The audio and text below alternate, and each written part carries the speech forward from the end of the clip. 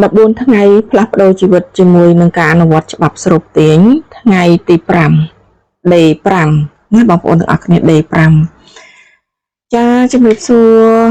បងប្អូនអ៊ំពូមីងបងfan ទាំងអស់ដែលបានស្ដាប់វីដេអូរបស់ខ្ញុំតាំងពីថ្ងៃទី1ទី2ទី3ទី4ឥឡូវថ្ងៃនេះគឺជាថ្ងៃទី5ហើយណាបងប្អូនទាំងអស់គ្នាចាដូច្នេះតែថ្ងៃទី5នេះនៅក្នុង14ថ្ងៃផ្លាស់ប្ដូរជីវិតដោយសារការអនុវត្តច្បាប់ស្រូបទាញយើងនិយាយអំពីអ្វីណាអញ្ចឹងជាដំបូងឡើយខ្ញុំក៏សូមគោរពអរគុណទៅដល់អរគុណដឹងគុណទៅដល់ម៉ែរួយរាជនីច្បាប់ស្រូបទាញដែលបានបង្រៀនពីច្បាប់ស្រូបទាញទៅដល់មនុស្សរួមលោកទាំងអស់អញ្ចឹងអ្នកដែលបានចាប់បានអ្នកដែលបានស្ដាប់បានក៏យកទៅអនុវត្តទៅបានផលប្រយោជន៍ដើម្បីជីវិតដើម្បីគ្រួសាររបស់ខ្លួនអ្នកខ្លះក៏បានត្រឹមតែមកស្ដាប់ហើយក៏មិនបានយកទៅអនុវត្តស្ដាប់ឲ្យទៅលឺស្ដាប់ឲ្យទៅដឹងអញ្ចឹង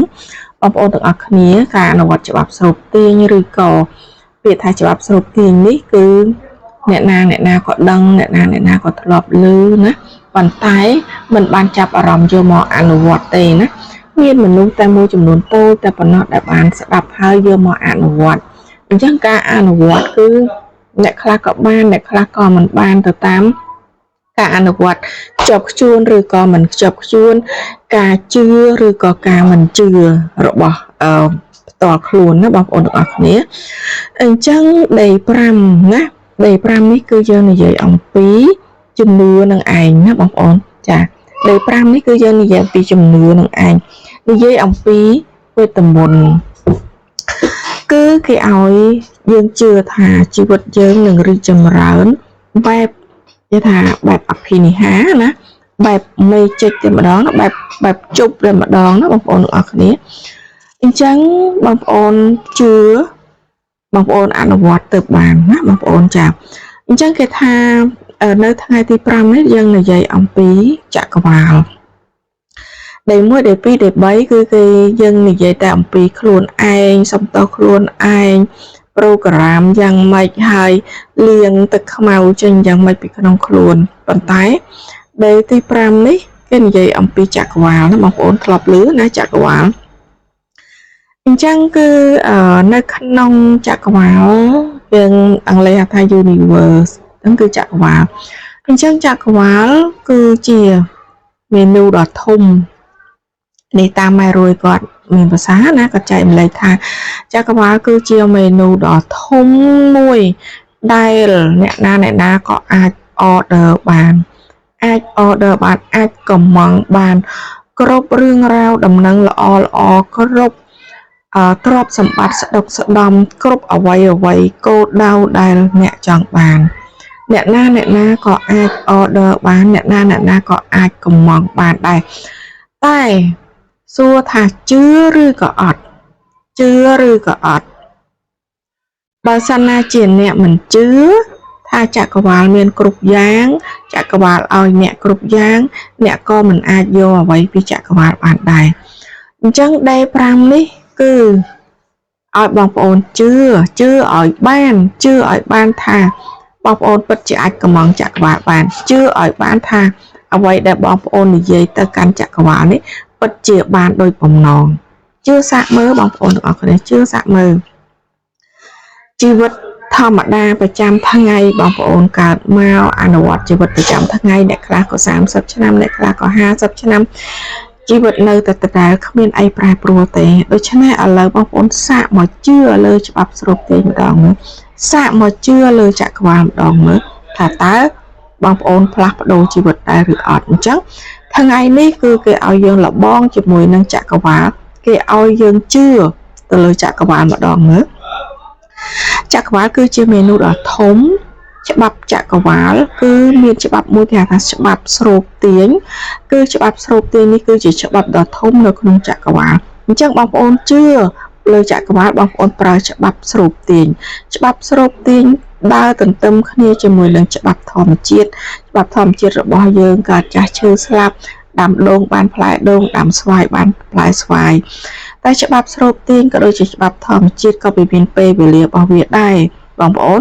មិនអនុវត្តមួយថ្ងៃនឹងឲ្យបងប្អូនបានផលមិនអនុវត្ត2ថ្ងៃឲ្យបងប្អូនចាំទទួលផលបងប្អូនចាំទៅតឹងផលអត់ទេណាបងប្អូន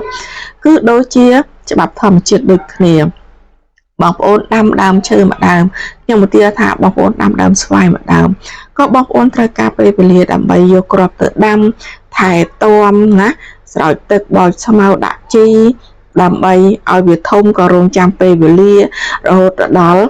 ស្វាយខ្លះ3ឆ្នាំស្វាយខ្លះ4ឆ្នាំស្វាយខ្លះ1ឆ្នាំកន្លះអានេះវាអាស្រ័យទៅលើពេលវេលាដែលបងប្អូនដាក់វាចុះទៅលើដីបន្ទាប់មកការថែទាំពេលដែលផ្លែស្វាយនឹងផ្កាផ្លែមកក៏មានតកៅស៊ីក៏មានសត្វតិចអីទៅតាមនឹងដូចគ្នាអញ្ចឹងច្បាប់ការអនុវត្តច្បាប់ស្រូបទីដូចគ្នាដែរណាបងប្អូនទាំងអស់គ្នាអញ្ចឹងយើងត្រូវការចំណាយពេលវេលាដូចគ្នាអញ្ចឹងសន្សំណាបងប្អូនអញ្ចឹងនៅក្នុងនេះគេឲ្យបងប្អូនស្គាល់ម្ដងមួយណាបងប្អូនថាអ្វីទៅដែលហៅថាចក្រវាលអញ្ចឹងនៅលើโลกនេះបងប្អូនទាំងអស់គ្នាគេថានៅលើโลกនេះយើងមានចិត្តរបស់យើងគឺមាន3ណាបងប្អូនចាចិត្តរបស់យើងគឺមាន3ទី1គឺចិត្តរបស់យើងចាចិត្តរបស់យើងចិត្តហ្នឹងនៅណាបងប្អូនទាំងអស់គ្នាចាគេថាមានខួរនៅកណ្ដាលនេះគឺមានខួរក្បាលនៅខាងក្រោមខួរក្បាលគឺមានចិត្តគេហៅថា subconscious mind ណាហើយបន្ទាប់មកខួរក្បាលគេហៅថា conscious mindដល់ពេលលើ conscious mind គេហៅថា universe អញ្ចឹងបងប្អូនទាំងអស់គ្នាអញ្ចឹងអ្វីដែលយើងចង់និយាយពេលនេះមនុស្សយើងសពថ្ងៃគឺជឿលើខួរក្បាលមែនទេជឿលើខួរក្បាលជឿលើហេតុនិងផលដោយសារតែភ្នែកមើលឃើញអញ្ចឹងភ្នែកមើលឃើញខួរក្បាលវិភាគអ្វីដែលបងប្អូនមើលឃើញបងប្អូនថាជាការពិតទាំងអស់ប៉ុន្តែនៅក្នុងច្បាប់ស្រូបទាញនៅក្នុងចក្រវាលគេអត់និយាយចឹងទេគេថាអ្វីដែលបងប្អូនគួរតែជឿមែនតើនោះគឺ subconscious mind ណាគឺបេះដូងគឺចិត្តដែលនៅជ្រៅនៅក្នុងខ្លួនរបស់យើងនេះគេឲ្យយើងជឿអាហ្នឹងហើយ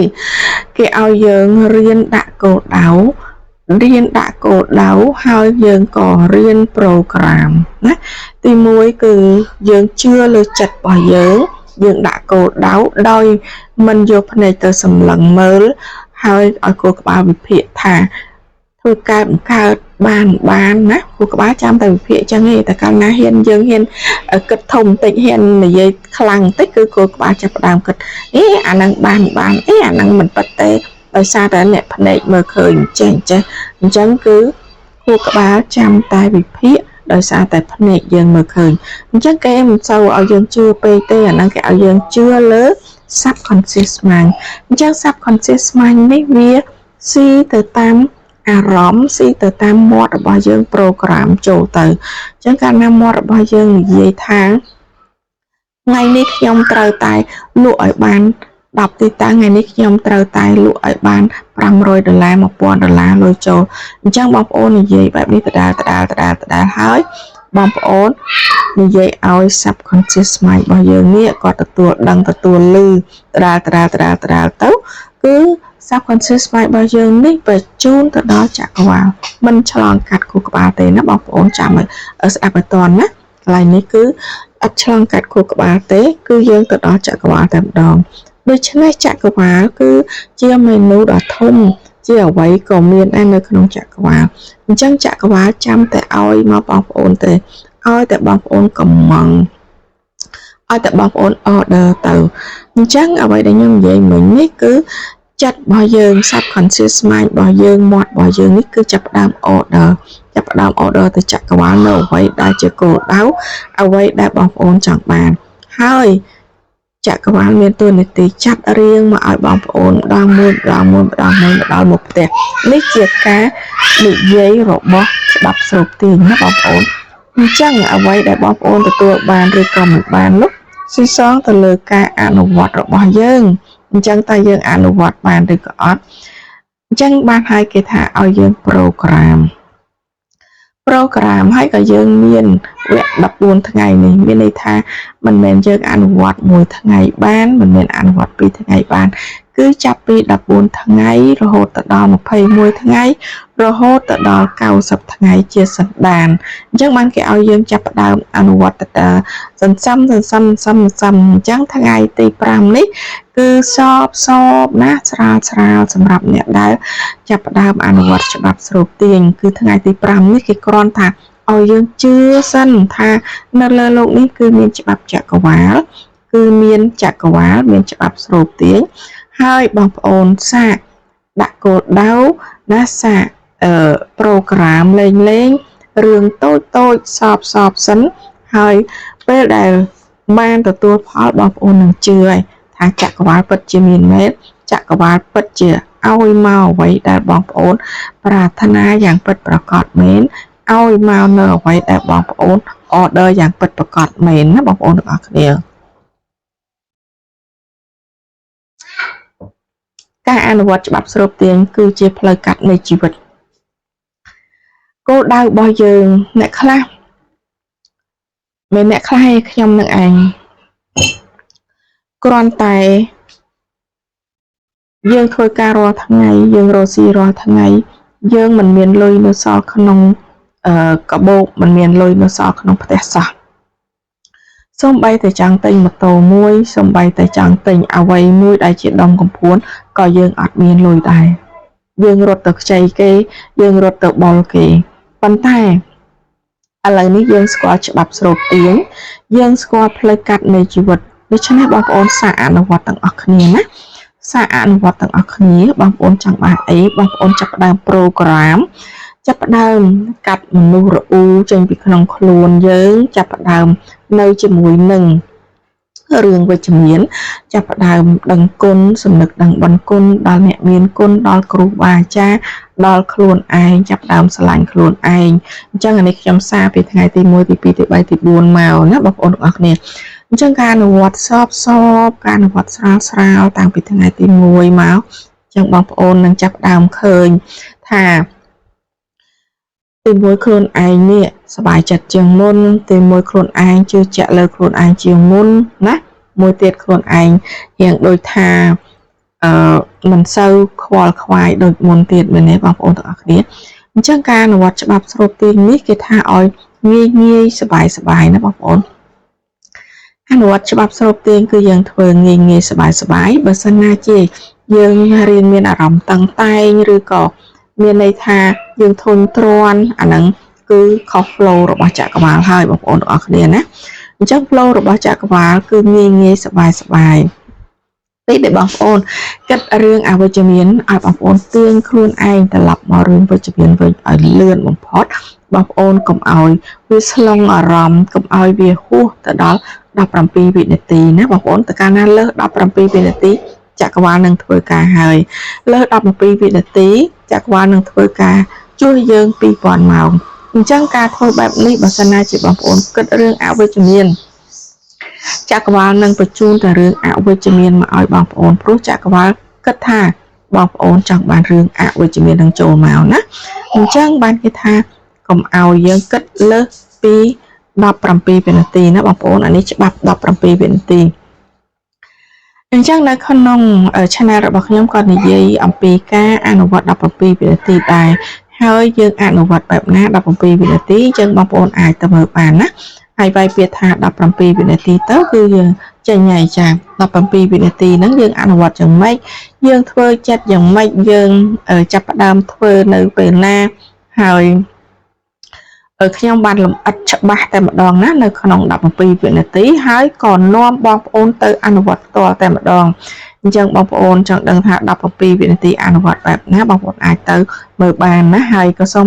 គោរពថ្លែងអំណរគុណដល់បងប្អូនទាំងអស់គ្នាដែលបានយកចិត្តទុកដាក់ស្ដាប់ណាអញ្ចឹងបងប្អូនដែលមិនទាន់បានចុច Subscribe Channel របស់ខ្ញុំក៏ជួយចុច Subscribe លើ Channel របស់ខ្ញុំដើម្បីលើកទឹកចិត្តទៅដល់ខ្ញុំឲ្យធ្វើវីដេអូថ្មីជូនបងប្អូនណាវីដេអូនេះខ្ញុំចែករំលែកជូនបងប្អូន free តែម្ដងណាបងប្អូនច្បាប់ស្រូបទាញគឺអនុវត្ត free ណាបងប្អូនចាប់ផ្ដើមអនុវត្តទាំងអស់គ្នាដើម្បីផ្លាស់ប្ដូរជីវិតរបស់យើងទាំងអស់គ្នាណាបងប្អូនច្បាប់ស្រូបទាញគឺជាផ្លូវកាត់នៃជីវិតបងប្អូនចង់បានអីបងប្អូនចាប់ផ្ដើម មើលចាប់ផ្ដើមអនុវត្តបដាបងប្អូនណាហើយចង់ដឹងច្បាស់ថានៅក្នុង14ថ្ងៃនេះច្បាស់លាស់ជាមួយនឹងបោះ14ថ្ងៃដើមរបស់ម៉ែរួយគឺ14ថ្ងៃផ្លាស់ប្ដូរជីវិតជារៀងរហូតអញ្ចឹងបងប្អូនវាយពាក្យថា14ថ្ងៃទៅអញ្ចឹងវីដេអូនឹងចេញមកហើយជារបស់ម៉ែរួយណាជាវីដេអូពិតរបស់ម៉ែរួយចឹងបងប្អូនអាចទៅស្ដាប់បានណាថាគាត់និយាយលំអិតអ្វីខ្លះអាចថាខ្ញុំនិយាយមិនបានលំអិតអញ្ចឹងបងប្អូនអាចទៅមើលវីដេអូរបស់ម៉ែរួយ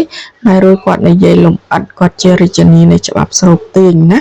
ហើយក៏ជា idol របស់ខ្ញុំដែរអញ្ចឹងបងប្អូនទាំងអស់គ្នាម៉ែរួយគាត់ចែករំលែក free ដូច្នេះខ្ញុំក៏ចែករំលែក free ដែរជូនបងប្អូនទាំងអស់គ្នាអញ្ចឹងសង្ឃឹមថាវីដេអូមួយនេះនឹងជួយដល់បងប្អូនទាំងអស់គ្នាជួយឲ្យបងប្អូនមានជីវភាពធូរធារជួយឲ្យបងប្អូនមានសុខភាពល្អជួយឲ្យបងប្អូនមានផ្លូវចិត្តល្អដើម្បីរួមចំណែកនៅក្នុងការកសាងជីវភាពប្រចាំថ្ងៃរបស់បងប្អូនជួយមិត្តជួយបងប្អូនជួយអ្នកជាទីស្រឡាញ់បានពេញបរិបូរណ៍ហើយជីវិតប្រចាំថ្ងៃរបស់បងប្អូនកាន់តែរីកចម្រើនឡើងជារៀងរាល់ថ្ងៃអញ្ចឹងអ្វីដែលខ្ញុំចែករំលែកនៅក្នុងវីដេអូមួយនេះគឺមានតែប៉ុណ្ណេះទេអញ្ចឹងសូមគោរពអរគុណដល់បងប្អូនទាំងអស់គ្នា